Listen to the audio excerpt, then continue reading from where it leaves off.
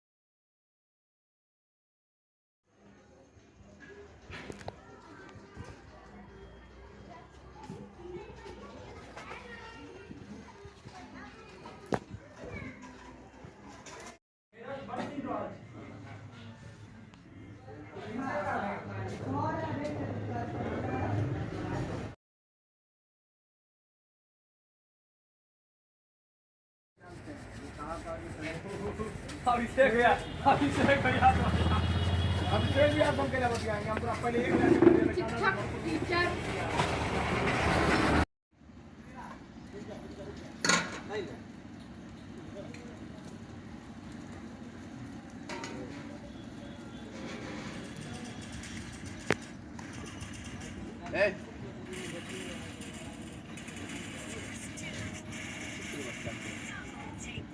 साढ़े 5-6 बजे बोल रहा है, तब भी गेम खेलना करके कैसे 5 बजे आया है वो।